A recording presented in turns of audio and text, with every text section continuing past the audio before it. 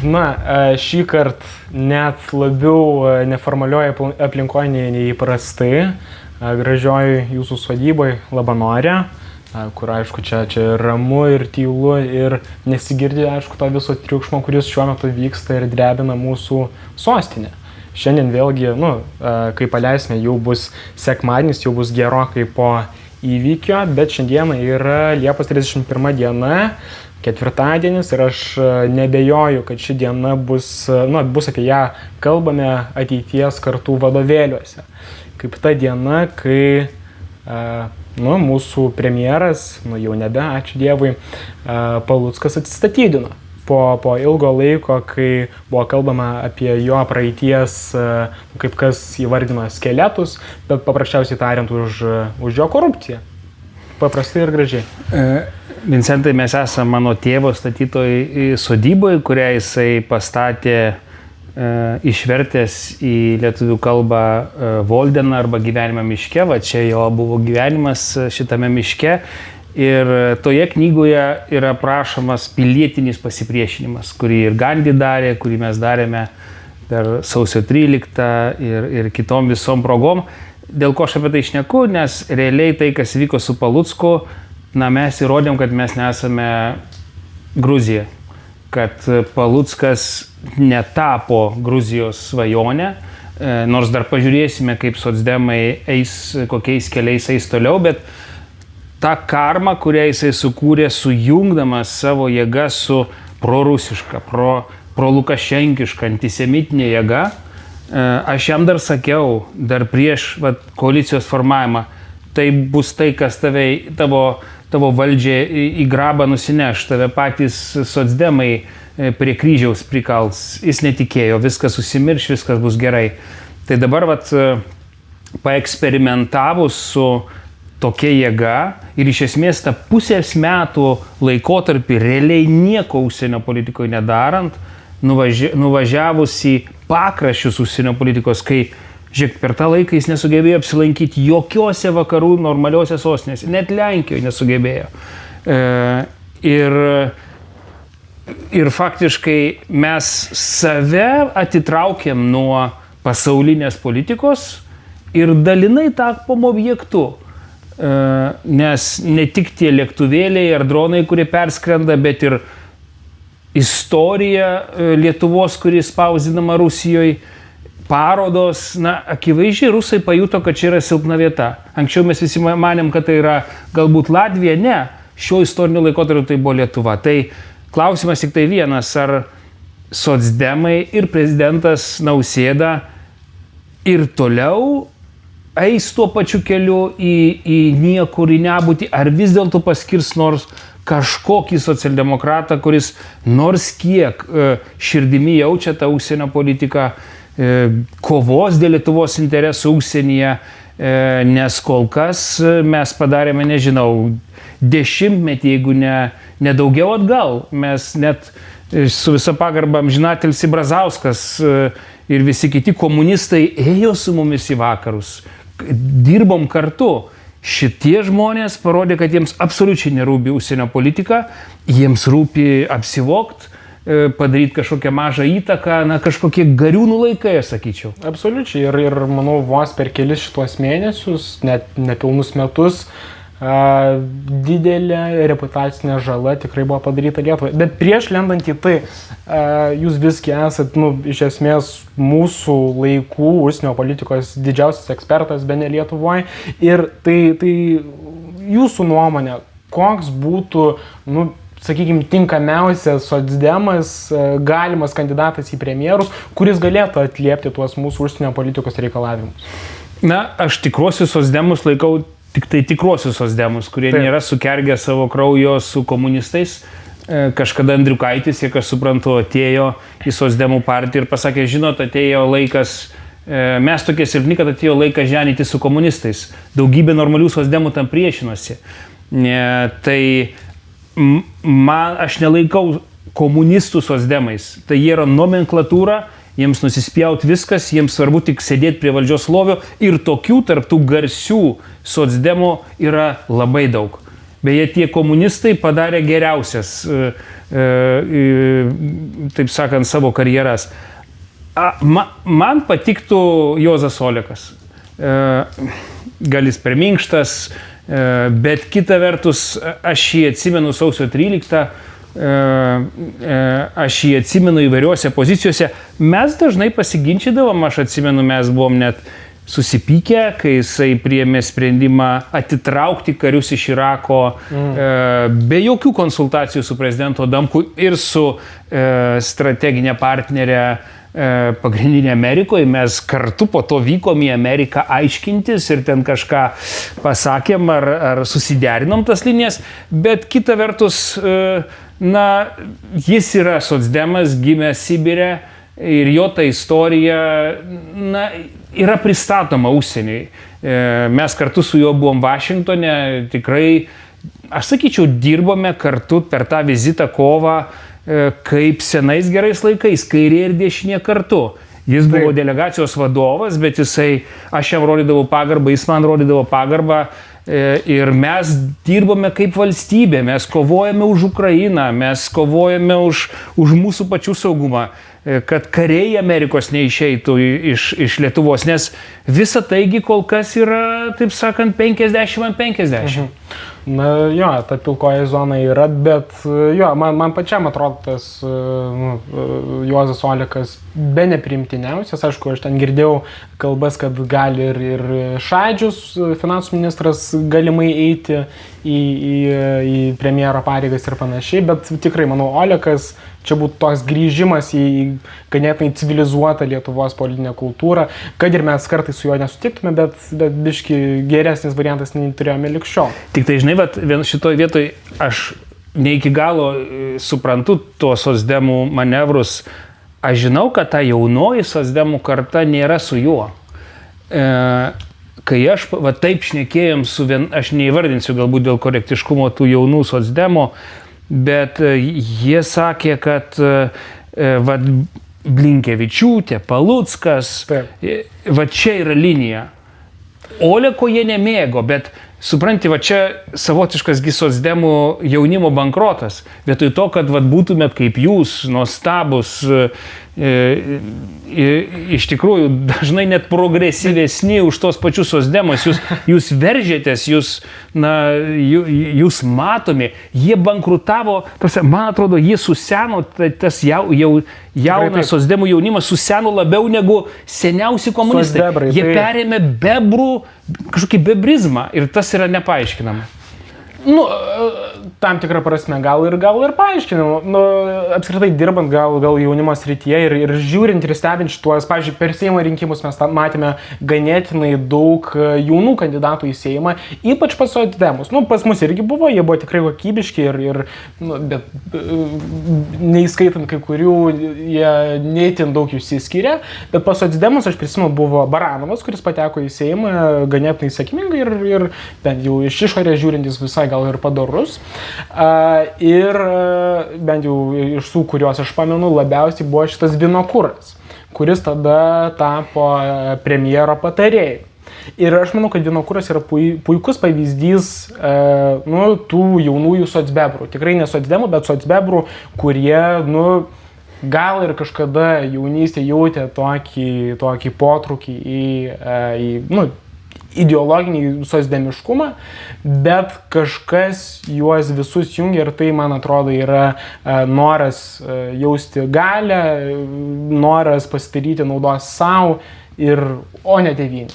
Aš Arkadijų Vinokurą žiauriai gerbiu, aš iš jo žaviuosi, bet nežinau, aš tikrai nenoriu kaltinti kažkokių atskirų asmenų, bet gal tu teisus ta prasme, kad kai jaunas žmogus įgauna galią labai greitai, jisai kartais pamiršta tą išmintį, kurią tos vyresnės kartos jam kartojo.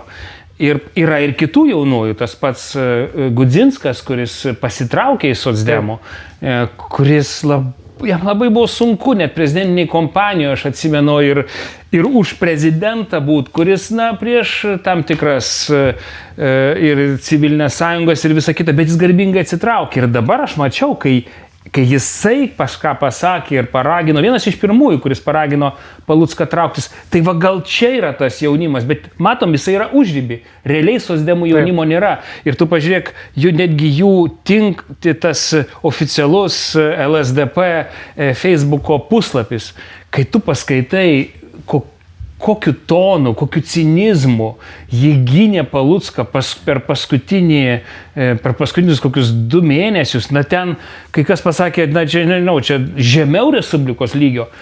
Ir matosi, kad jaunimas rašė tuos tekstus. Pasiginčiau, aš manau, daugam buvo aišku, kad didžioji dauguma tų tekstų buvo rašomi dirbtinio intelekto paprasčiausiai, su visokiais ten emodžiais ir panašiai. Būtent šitas labai išsiskyrė, kai kritikavo būtent mūsų švietimo politiką, kai mes jos aršiai kritikavom už šitos pridėtus 10 balų, kas buvo visiška nesąmonė, ir tas jų esminis kritikuojantis tekstas buvo grinai parašytas žodis po žodžio dirbtinio intelekto. Kokia ironija. Ir lygiai taip pat atsimeni, jie kai mane užpuolė po to vizito į Italiją, tai gerai etikos komisijoje aš jau viską surašiau, pateiksiu viską, paneigdamas jų melą ir šmeištą, dėl to aš nekiek nepergyvenu, bet tai, kad jie į tą pačią istoriją įklijavo savo seną gynimą Gruzijos svajonės, tai yra, aš atsimenu tos prieš 4 metus, kai aš įspėjau ir Lietuvą, ir pasaulį, ir mes su visais europiečiais, urkų pirmininkais surinkom parašus, atkreipdami dėmesį, kad Gruzijos svajonė eina blogais keliais. Jie ne tada, jie dabar tai prisiminė ir faktiškai stojo į Gruzijos svajonę. Tai apibendrinant šitą vidaus politikos bankrotą, aš manau, vėl pasidžiaugim vis dėlto, kad buvo bandyta į Gruzijos svajonės keliu. Žiūrėk, nuo pat pradžios melų klota vyriausybė, apgauti rinkėjai, faktiškai melas, cinizmas iš Palucko aukščiausio lygio ritosi visus pusę metų. Tai pradėjo Gruzijos svajonė. Po to prasidėjo bylos visiems mano draugams, visiems opozicionieriams. Tada aš prieš 4 metus sukilau, kai jie sodino, galima sakyti, Lauryną Kasčiūną į kalėjimą. Tai buvo opozicinė suėmimo partijos vadas Nika Melija. Aišku, aš pasipriešinau. Bet jie nepriėjo iki to lygio, net su didžiuliu prezidento palaikymu. Realiai visuomenė susijungusi ir tinklaraštininkai, ir žurnalistai, ir įvairios partijos, mes parodėme, kad mes esame ta pilietinė visuomenė, kuri pirmoji sukilo prieš sovietų tankus, kurie atlaikė tą spaudimą, kuri sukūrė stebuklą šitoje Lietuvoje. Tai net ir būdama opozicijoje, net ir neturėdama valdžios, mes jiem parodėm, kad mes esam po velnių, atsiprašau už emociją, tikroji Lietuva. Bet dabar klausimas jiems. Ar jūs, mėlyjeji, išgirstė tai? Ar ir toliau eisite su Žemaitaičiu? Nes man pasirodė tas prezidento puolimas Gentvilui, tai faktiškai toks kuoliukų užkirtimas. Nesgi gali būti įvairios koalicijos. Kas yra liberalai? Kai kurie sako, tai nebūtinai centro dešinėje, kartais... Tai yra centristinė, iš esmės, regionų partija. O kartais ir vertybiniais dalykais yra kairieji. Kas daugiau, aišku, Laisvės partijoje.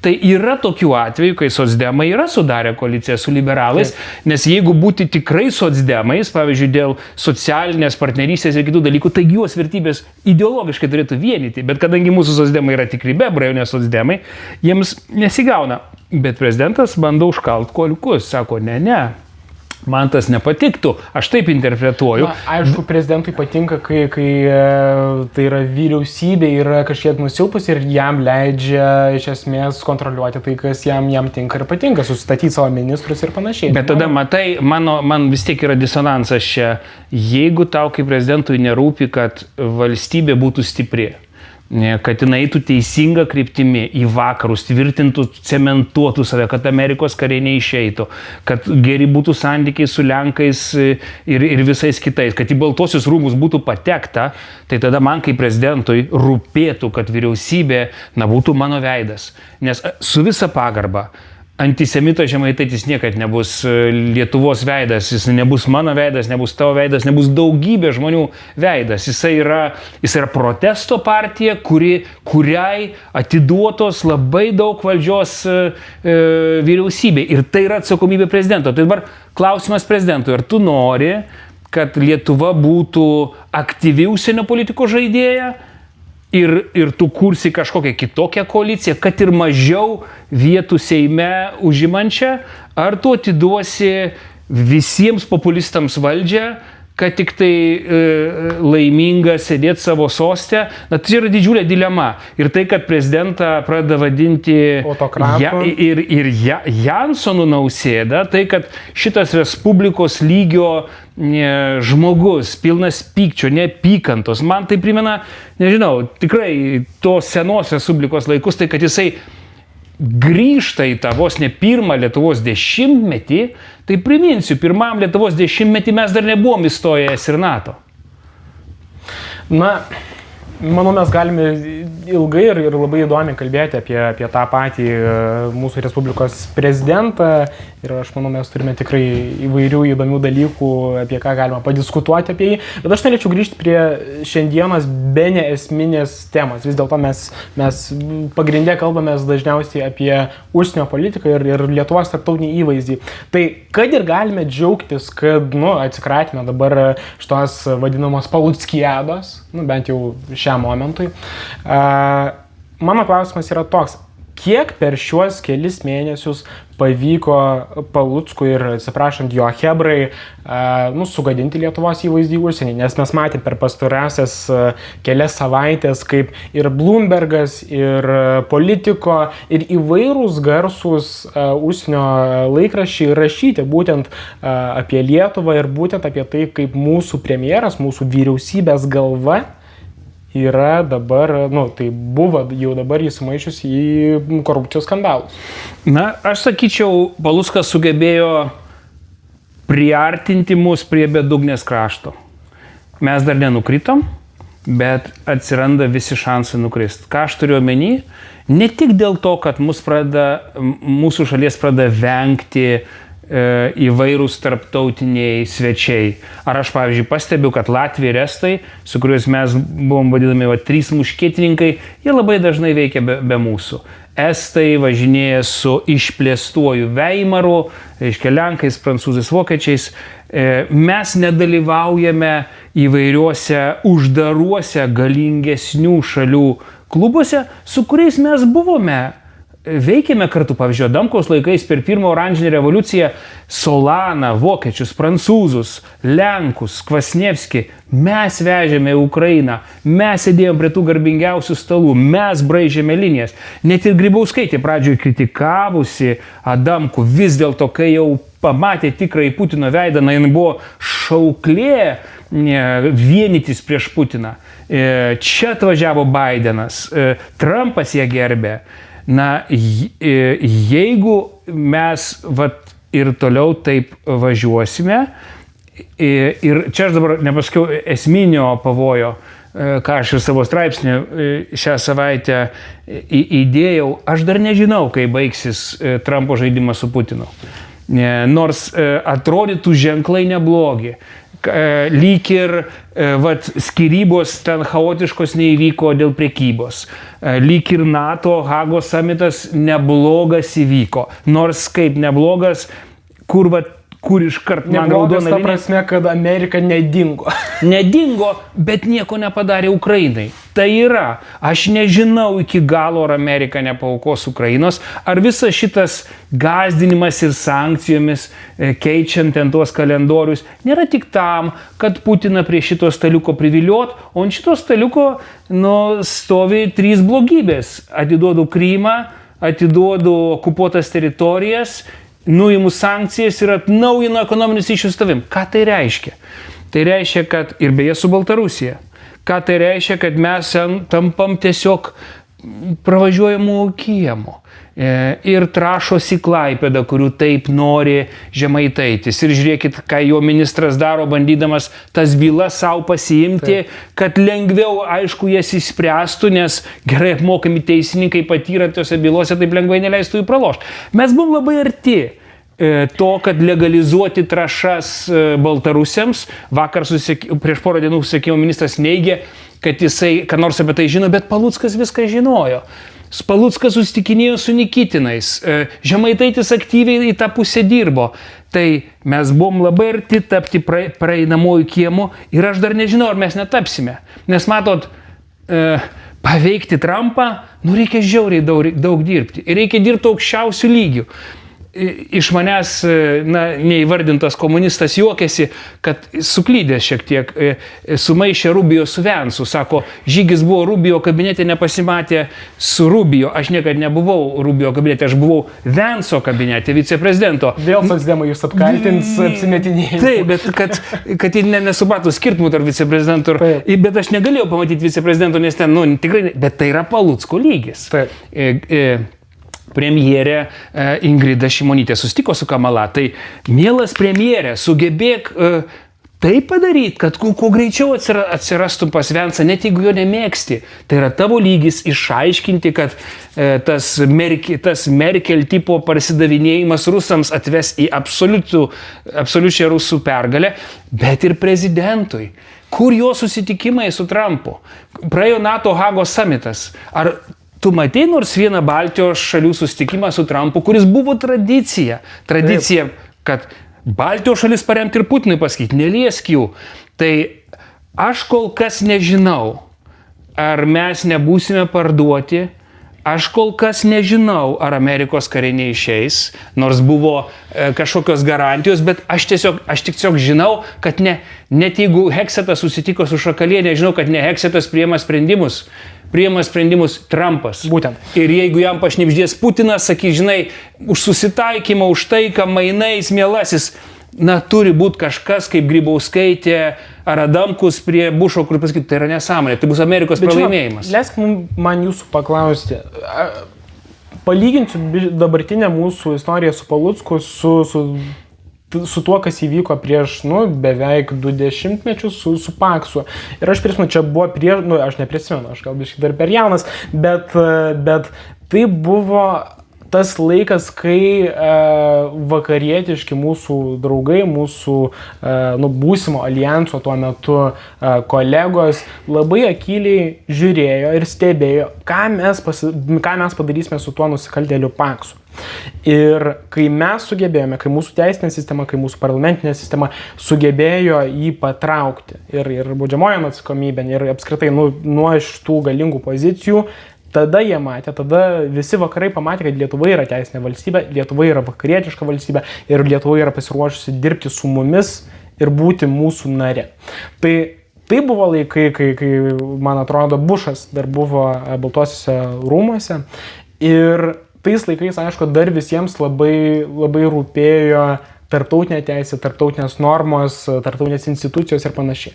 Dabar mes, galima pasakyti, gyvenam truputį kitokiam pasaulyje, tai man tik smalsu yra pamastyti ir pagalvoti, kaip dabar mūsų partneriai, mūsų kolegos užsienyje vertina tai, kad mums pavyko, gal ne teisiniais būdais, bet kad galiausiai mūsų korumpuotas premjeras statydino. Tu labai gražiai palyginai, aš šiandien pagalvoju apie tai.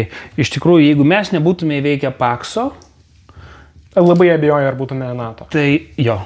Aš tiesiog bijau, kad čia galėjo įvykti visokie atsitiktinumai kelyje į ES ir NATO. Jeigu mes taptume tokia Gruzijos svajonė, žiūrėk, Gruzijos svajonė, jau dabar jie užsidaro visos durys. Į NATO jau seniai visi pamiršo, jau dabar mąstoma, kad net paprasti gruzinai gali vėl stoti į eilės prie ambasadų ir prašyti vizų, nes bus panaikintas bevizis, tikėtina rudenį. Jeigu taip ir toliau bus, jeigu toliau jie sodins visų kitaip mąstančius. Aš dabar žinai, ką mąstau, jeigu socdemai, nes žinai, Paluckas mirė, bet bebrai ne. Bebrai liko. Jeigu socdemai eina bebrystės keliu, parsidavinėja rytams ir nėra smogiamoji, jungiančioji, koalicijas telkianti už Ukrainą jėga, nes tai yra istorinė lietuvių misija. Net Lenkai, taip kažkaip sunkiai juda, lietuviai istoriškai kalbindavo Lenkus, einam į rytus, atsiminėjom tas teritorijas nuo Maskolių. Jeigu jie pastato ant dar vieno apsivogusio, niekingo bebro ar bebrės, su visais ryšiais į rytus, nesugebančio normaliai kalbėti angliškai, nesugebančio aktyviai veikti vakaruose, tai bijau, kad tai gali būti labai rimtas signalas, nors čia, taip sakant, nereikia per daug save sureikšminti, pasniukart Palucko terminologiją naudojant, bet tai gali būti signalas Ukrainai, kad koalicija žlunga. Nes mes iki šiol visais lygiais buvome patys aktyviausi Ukrainos rėmėjai. Ingrida, mūsų laikais ir tas... Aš svarbu pabrėžti, kad per šią naują kadenciją turiu pripažinti, bent jau viešoje erdvėje kažkaip tikrai iš Lietuvos pusės nuslopo valstybinio lygio parama Ukrainai. Visiškai, netgi pažiūrėk, Kęstutis Budrys dar drįso neseniai pamokyti Zelenskį dėl tos korupcijos. Aišku, ten yra reikalų, bet ne taip turime kalbėti. Visų pirma, dėl ko tas nusivylimas Ukrainoje didėjo, dėl to, kad vakarų durys susidarinėja. NATO, tu džiaugiaisi kartu su prezidentu nuostabiais Hagos NATO susitikimo rezultatais. Ten durys į NATO kol kas yra užtrenktas. Europos Sąjunga, vengrai gali Orbanas blokuoti dėrybas dėl narystės, atrodo, iki kitų metų rinkimų. Tai ko vertas pažadas prieš metus duotas Ukrainai pradėti dėrybas? Vakarų fronte nieko naujo, viskas uždaryta. Rytuose rusai puola ir dar amerikiečiai juos įgalint gali ekonominiais atsidarimais. Tai labai sudėtinga situacija. Kur tu esi Lietuva? Kur tu esi, kuri bando sutelktos vasaros? Jie faktiškai neveikia, nes matot, vis tiek tokie dalykai sprendžiami aukščiausių lygių. Tai žodžiu, jeigu jie pastato užsienio politiką, saugumą, gynybą besidominti žmogų, aš jaučiu, kad Olekas galėtų būti toks, bet matai, jisai per geras mums. Jie gali statyti kokią nors, nežinau, Ruginienę, savo raudoną gėlelę, gimdyti naujas Blinkevičiūtės, kuriai nusispjautų užsienio politiką. Mes su tavim buvom Briuselį. Briuselį jos nieks ten nemato. Mes galvom galinai Briuselį. Ne, jos Briuselį nėra. Ten su savo obuoliukais turbūt, kur ir taip šiais metais nedaug yra. Tai jų nėra niekur. Jie sukurti tam, kad Lietuva iš esmės ištrintų, iš esmės, pritrintų iš to žemėlapio, kad jos nesimatytų. Mes taptume niekuo. Tai čia labai rimtas apsisprendimas ir didžiulės pasiekmės Ukrainai. Gerai, tada pažaiskime tokį intelektualinį žaidimą. O kas, jeigu vis dėlto socdemai, tai yra socbebrai, nuspręs pastatyti tą pačią Ruginienę į premjero, tai yra premjerės poziciją? Ką mes darom tada? Nes aš manau, pagal jūsų visas ir analogijas, ir metaforas, mes galime tikrai nugrimsti per giliai ir nebežinia bus, kaip mus iš ten ištraukti.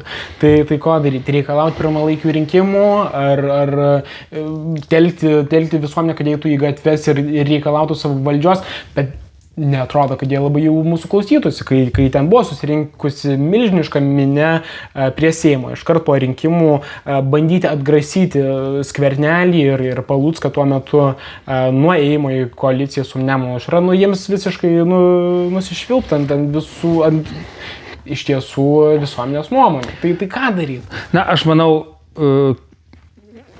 daryti viską, ką gali. Net ir mūsų šitas podcastas, kurį sukūrėm, yra graži idėja, kuri gimė tarp mūsų ir kad ir kiek mes čia žmonių pasiektum, bet mes juos pasiekėm. Įsivaizduok, net prieš 2 dienas kalbėjau su profesorium Latviu iš Greifsvaldo universitetų, kuris labai domisi, kaip Ameriką išlaikyti Baltijos šalyse, nes jis irgi jaučia, kad jinai išeina iš mūsų. Jisai sako, aš esu nuolatinis jūsų podcasto žiūrėtojas ir taip toliau. Tai kiekvienas iš mūsų turi daryti, ką galim. Ir gerai, paimkim paskutinę savaitę. Mes su visa komanda buvom Palangoj.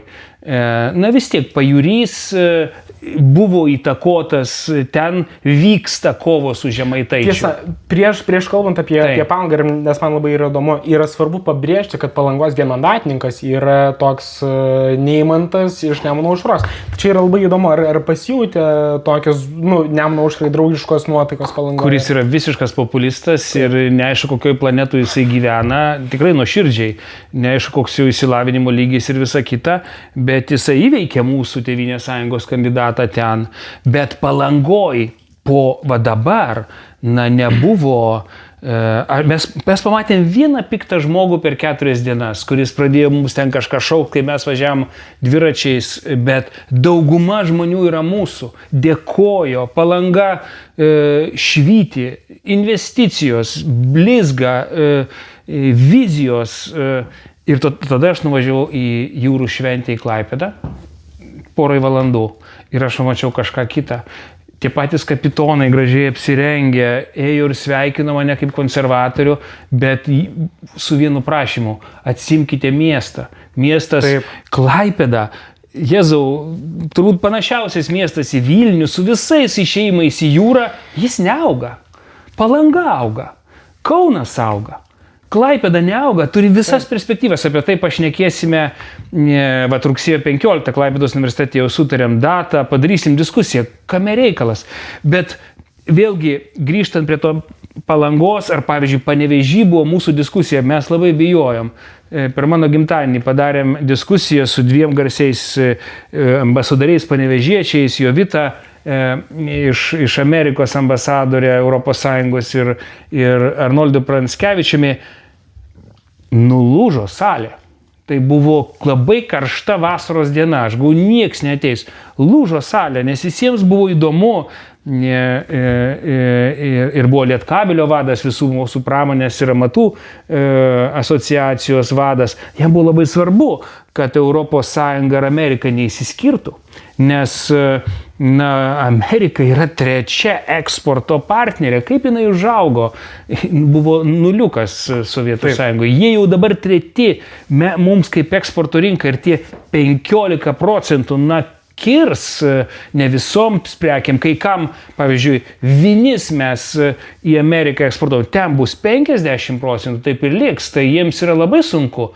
Beje, įmonė prie Klaipėdos. Tai žmonėms rūpi. Ir tiesiog mes turime, kiekvienas iš mūsų sąžiningas Lietuvos pilietis, turime surasti būdų, kaip šnekėti su kitais žmonėms, kitaip mąstančiams, rodyti, kad beviltiškas bebrynas mus gali nusitempti prarają, kad mes dar tikrai kol Ukraina nebus ES ir NATO narė, mes negalim ramiai miegoti. Absoliučiai. Nes jeigu paims tą Titaniką ir nusitemps Rusai atgal į savo kalėjimą, gali kartu ir mus nusitempti tą pačią pusę. Mes turime dirbti su kiekvienu, ieškoti būdų, kaip išeidinėti visas įmanomas ir eiti tuos miestus ir kaimelius. Jeigu neklystu, Laurynas beveik kokius 36 miestelius jau apvažiavęs. Kas yra fantastika, manau, istorijai taip nėra buvę su mūsų partijos pirmininku. Ypač atostogų metu, kai visi sėdi kažkur salose ir vandenynuose. Tai. Bet man vis dar išlenda tam tikras skepsis, kad galime važiuoti į tuos kaimelius, į tuos miestelius ir kalbėti su žmonėmis ir jiems įrodinėti, kad reikia lysti į pasaulį, reikia tiek partnerius, tiek gal mūsų kai kurios priešininkus, įkalbinėti, kad būstų mūsų pusė ir kovotų prieš blogio ašį kartu su mumis. Bet kuo tai yra verta, jeigu mes vis dėlto turėtume tokiu atveju socbebrišką valdžią, kuri labai norėtų mielai būti Gruzijos košmaru? Aš manau, šitam žiaurėjančiam pasaulyje, kur išliks tik stipriausi, nes atėjo tokie laikai, kai ta jėga vertinama, jeigu tu būsi silpnas ir jeigu tu flirtuosi į kitą pusę, tave tiesiog numes. Būtent. Tave pasinaudos. Nieko asmeniško. Ir aš manau, kad kai kas, net ir dabartiniai valdančioji daugumoje, labai mielai prisijungtų vėl prie Ruskyno, prisijungtų prie tos pačios blogio ašies, nes Taip patogu, taip lengva. Aš kiek girdėjau iš tokių visiškų socdemų užkulisių, jie net masto, kad jeigu rusas ateitų, kad tiesiog kad jie nenukentėtų asmeniškai. Ta prasme, visiškas parsidavimas, kad jų neįskerstų. Tai, ta prasme, yra tokios kalbos. Na gerai, pavyzdžiui, imkim Lenkiją. Su vokiečiais mes dirbame, bet kol Lenkijoje bus nuostata, iš esmės, kad jeigu rusai veržiasi į Lietuvą, Lenkai stovi ant sienos ir žiūri, yra tokia, jų tas kevietas karinis yra toks. Tai nereiškia, kad NATO mūsų negintų, bet aš tikrai žinau, ir man tą patvirtino ne vienas Lenkas, kad nėra nuimtas tas karinio dalyvavimo apribojimas, nes Lenkų tikslas yra suburti karinę jėgą tokią, kad užtektų savo teritorijos gynimui. Jie kol kas nemano, kad tos jėgos užtenka jų teritorijos gynimui. Galų gale Rusai turi 1 milijoną karių, Lenkai neturi savo siekimo 350 000, ko jie norėtų. Jie dar tik kūrė tą kariuomenę. Tai galbūt, kai jie sukurs tenai, ims mus ginti. Tai net ir vat, šitos problemos įsprendimas, o jų galima būtų dar toliau. Apie tai Skvernelis irgi kalbėjo viešai, nors čia buvo mūsų sena idėja, sudaryti karinio bendradarbiavimo sutartį su Lenkija, sudaryti karinio bendradarbiavimo sutartį su Švedija, kita karinė galia, tą pačią Daniją mus pagimdžiusią, netgi pasirašyti kažkokią glaudesnio bendradarbiavimo sutartį su Jungtinė karalystė, kuri mums buvo vis laik draugiška. Tu gali kūrybingai judėti, traukinėti, bet aš nematau jokių vizijų, jokių svajonių, jokių planų. Jie tiesiog 1,5 metų bandė išlikti. Ir neišliko. Ir neišliko, kas ir juokingiausia. Kai tu faktiškai negini valstybės, kai tu jos nekuri, kai tu nesirūpini bendrų gėrių, o tu tik tai rūpinusi savo kūnelio išlikimu, tu žlungi. Nes tavo kūnelis yra dulkės. Lietuva yra tai, kas išliks. Tavo kūnelio neliks. Tai socdemai parodė blogiausią, ką jie galėjo. Tai visiškai ne ta pati socdemų partija, kuri dar kažkada su mumis stojo ES ir NATO. Tai yra kažkoks, nežinau, tiesiog, kas pas juos liko, instinktas būti valdžioje, kurį jie nori bet kokiu atveju saugoti. Bet tai yra žema ir už tą žmonės nerenka. Žmonės renka už tai, kad tu turi idėją, kad tu turi viziją. Vat aš nuoširdžiai noriu sukurti tvirtą sieną nuo šiaurės iki pietų.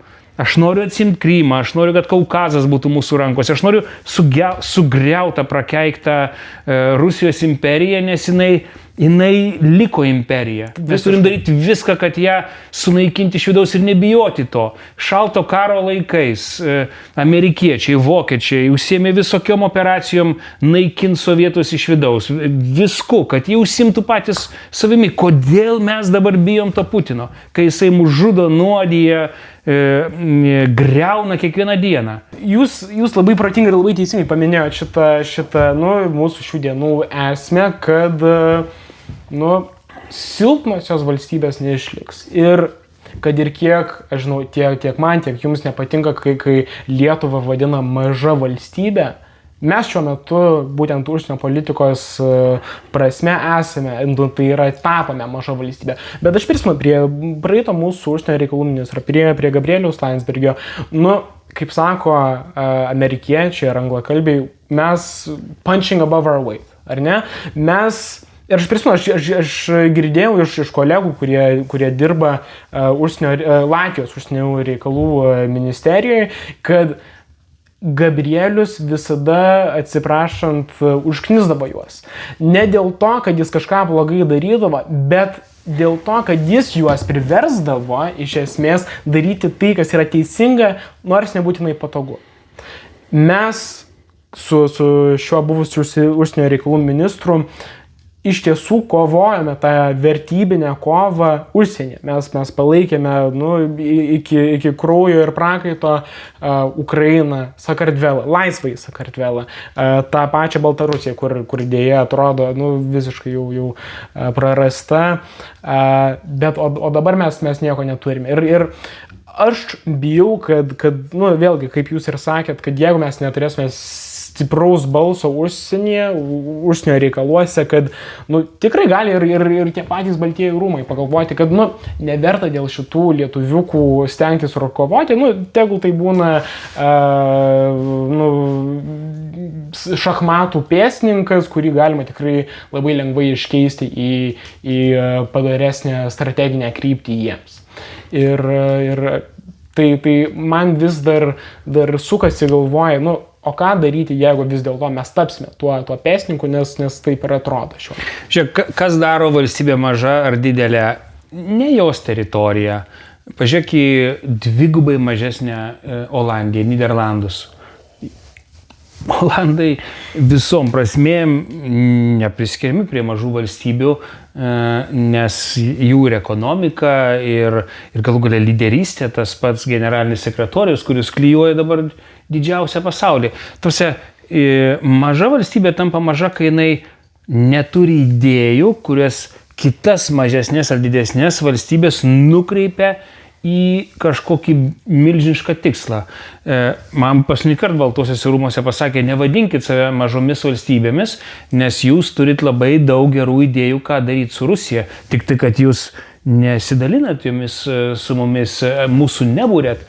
Tai kuo mes buvom dideli visą tą laiką, nes mes kartu su Lenkais, šiauriečiais ir kitais, mes pasiūlydavome ES, NATO plėtros, bendros energetikos politikos idėjas, arba dabar Andrius Kubilius kasa giliai tą gynybos sąjungos idėją. Visą tai verta ir teisingai, jeigu ugningai užsimt. Gabrielius su Ingrida, kurie veikia pakankamai nepriklausomai, beje dar vieną pamokėlę Paluckui. Žiūrėk, kaip tave glostė prezidentas Nausėda ir žiūrėk, kaip tu baigėjai. Labai greitai buvai išmestas, nereikalingas. Tai socdemai turi suprast, kad jie gali turėti stuburą ir užsienio politikoje. Tai Gabrielius su Ingrida pradėjo kasti tą visą nišą į Indijos ir Ramiojo vandenyno pasaulį. Ir tai yra rimta, nes tai yra auganti, milžiniška rinka, kuri ir mūsų ekonomiką iškėlė iki to lygio. Mes atsikabinom nuo Kinijos ir Rusijos, bet mes tapome ekonomiškai stipriausi regione. Jeigu net šitą dalį, kas toliau ir sujungti su tom 3 jūrom ir Amerikos interesais, amerikiečiai dabar sako, imkite tą laisvos šiaurės koncepciją, tu turi surasti idėją, kuri didesnė už tavo kūną ir įtikinti kitas valstybės dirbti vardant tos idėjos, turėti svajonę, kuri tampa kūnu, sukurti, aišku, jeigu svajonė neturės jėgos, jinai netampa politika, tai apmastyti, kaip svajonę padaryti kūnu. Ir mes, didžiausi svajotojai, sugriovę Sovietų sąjungą, tapę ES ir NATO nariais, mes buvom varomoji jėga tos svajonės iki pat, nežinau, armėnai, net Azerbaidžanas dabar jau atsitraukiantis nuo rusų, mėgo prezidentą Adamkų. Ir tai ta prasme, socdemai visiškai neišeidami į tą dirvą, Paluckui tai buvo absoliučiai neįdomu. Jie tiesiog sumažėjo iki savo fizinio kūno, tada tu paskaičiuoji, kiek ten gyventojų turi, kiek ten visko turi, tada tu tampi mažesniu už mažą, nes tu neturi jokių idėjų ir tu tampi kitų idėjų dalimi. Tave kitos valstybės faktiškai padaro savo praeinamaisiais kiemais. Tai viskas priklauso nuo širdies. Deja, socdemai ją, aš sakyčiau, atidavė, kai jie susijungė su komunistais. Šita partija arba jie padaro takoskyrą su savo tą komunistinę patirtim, tampa normaliai socdemais, kurie turi normalią socdeminę agendą, kartu su Europos socialistais, liberalais. Tai yra kryptis, mes esam konservatyvesni, bet jeigu jie tą kūną parodytų, aš manau, jie atgautų daugybę kitų normalių, progresyvių balsų, kurie su visa pagarba, kaip ir mano Marija Aušrinė Pavilionė, šiuo metu balsuoja už konservatorius. Aš manau, kad tokiu atveju mums patiems nebūtų gėda su tokiais eiti į koaliciją. koalicija, vis dėlto, kaip ir mes matome kitur Europoje, šitą vadinamą gros koalicijon. Ne, vokiškai. Jeigu jie taptų tikrai socdemais, ir beje Europoje mes esam su jais koalicijoje, Europos parlamente, tam, kad neteitų visokie fašistuojantis ar komunistuojantis žmonės, mes sukūrėme koaliciją su jais. Ir mes tą siūlėme. Ką jie pasirinko vietoj tradicinės partijos, praeitoj koalicijoje jie pasiliko, faktiškai, komunistuojantis socdemai pasirinko antisemitus, kas yra nonsensas. Tai tik įrodo, kad mūsų socdemai nebeturi tam tikro ideologinio net stuburo, kuris juos vestų ar jiems duotų kryptį. Kas juos vienyje? Lovys. Būt prie lovio, likt prie lovio. Ir tai yra niekinga. Žmonių tai nesutelkia. Bet ir apskritai aš nematau, kokią tai jiems naudą neštų be šito galios jausmo. Pripažinkim, yra daug lengvesnių būdų praturtėti nei per politiką.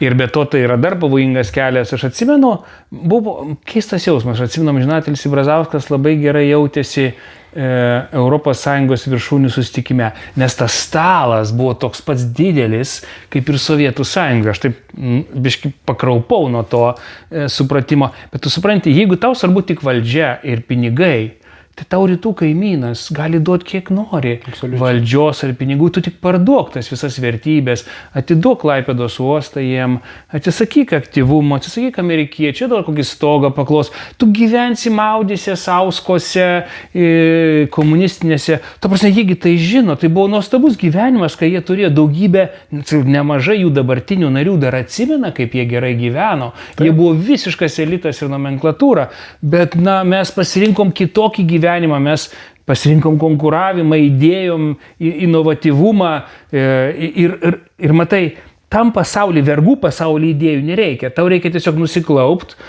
atsiklaupti ir atiduoti savo šalį vergvaldžiui. Mes būrėme visą laisvą pasaulį. Tai grubiai šnekant, be Tėvynės sąjungos aš tikrai nematau jokio alternatyvaus rimto pasipriešinimo centro jiems kaip mes. Tai tie, kurie girdi mus ir jaunimas, aš žinau, mūsų podcast'o klauso, eikite į mūsų politiką. Padarykite, Palanga, žinai, nuostabus miestas, kuris niekada nebuvo valdomas kairiųjų. Niekada. Pažiūrėkit, koks vienintelis miestas, kuris paaugo be Vilniaus, yra Palanga. Nesumažėjo, jisai auga. Vilniečiai ten dabar kūrėsi. Visa ta atkarpa tarp Palangos ir Šventosios tampa kažkokiu Vilniaus pratęsimu. Tikrai taip. Bet jūs labai įdomiai užsiminėt ir gal būtent taip ir neįvardinot, bet aš tai įvardinsiu. Jūs kalbėjote apie tą lietuviškąją svajonę iš esmės. Ir mes abu esame iš tiesų ganėtinai dideli Reigano prezidento gerbėjai. Ir aš manau, kad ir aš labai ilgai svajoju apie būtent tą lietuviškąją svajonę ir kaip mes ją galėtume vos eksportuoti aplink pasaulį. Kodėl būtent Amerika taip užsidirbo tokį gerą vardą aplink pasaulį ir tuos pačius pinigus, kaip jie juos užsidirbo. Tai buvo būtent per išėjimą į pasaulį, remimą demokratinių ir laisvų judėjimų aplink pasaulį ir būtent investavimą į besivystančias demokratijas. Ir aš žinau, kad gal tai yra naivi ir idealistinė svajonė, bet aš tikiu, kad mes lietuviai lygiai tą patį galime padaryti. Būtent žiūrint ne tik į Aziją, kaip ir žiūrėjo Ingrida Šimonytė ir Gabrielius Landsbergis, bet į tą pačią Afriką, kur aš nebejoju ir aš pats pažįstu ir mūsų bendruomenės terpėje su IDU, tarptautinių demokratinių šalių ar partijų sąjunga, IDU. Ten yra tikrai daug demokratinių žmonių iš būtent Afrikos ir pats Afrikos žemynas yra dabar visiškai nuperktas ir bene okupuotas komunistinės Kinijos.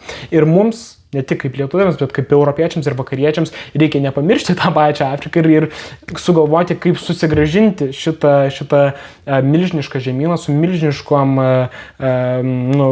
milžiniškais resursais į mūsų demokratinio pasaulio pusę, kad jie nepasiduotų visokiems ten vagneritams tai yra Sacharos dykumoje, kad nepasiduotų kiniečiams, kurie labai mielai uždėtų visokius ten, duotų jiems paskolas, kurių neįmanoma gražinti ir taip nusiperka šias valstybės. Mums reikia apie visą tai galvoti. O dabar mes neturime iš esmės užsienio politikos be tam tikrų retorinių punktų. Mes esam Labanore, kurį partizanai vadindavo Amerika. Kodėl? Nes miškai yra čia tokie gilūs, kad rusam buvo labai sunku įeiti ir čia jau paskutinius partizanus paėmė. Ir aš galvoju, tai, kad tu sakai, yra žiauriai svarbu, nes, žiūrėk, laisvų žmonių pasaulyje yra vis mažiau. Čia nežinau, 30 km šitais miškais ir tu turi Baltarusijos, Rusijos ir jau sujungtą su Kinijos režimu. Čia, 30 km į tą pusę. Ir vienintelė galimybė lietuviams, amerikiečiams ir kitiems laisviems žmonėms išgyventi, palaikyti viens kitą. Tas gražus šūkis už jūsų ir mūsų laisvę. Tada žiūrėk, tada tu vis tiek sujungi jėgas su laisviausiais, kūrybingiausiais, inovatyviausiais žmonėm, kurie siekia to paties, ar Taivanas, ar Izraelis. Pažiūrėk, kokius stebuklus, tos mažos, kokia Izraelio teritorija, ar jie yra maži ar dideli. Vėl atsakykime į tai, bet jų gebėjimas kovoti už laisvę, pasipriešinimas, tobulai išvystytas, tai sujunkim jėgas su tom valstybėm. O aš atsakydamas į klausimą, kodėl Amerika tokia, sakyčiau, todėl, kad pradėjo klausyti lietuvių ir lenkų. Aš jau baiginėjau Bzežinskio knygą skaityti. Jisai jau jaunas būdamas, aš tą sakiau, jisai rašė 22 metų, jis parašė pirmąjį savo darbą, kaip sunaikinti Sovietų sąjungą. Pradžioje jam sekėsi, nes ir ten 50 metais iki faktiškai Vengrijos susidorojimo su revoliucija, amerikiečiai bent jau žodžiais palaikė tą išlaisvinimą, bet tada Vengrijos revoliucijoje amerikiečiai leido sovietams sunaikinti vengrus, po to tenai su Gomailka, Lenkijoje irgi leido juos paimti.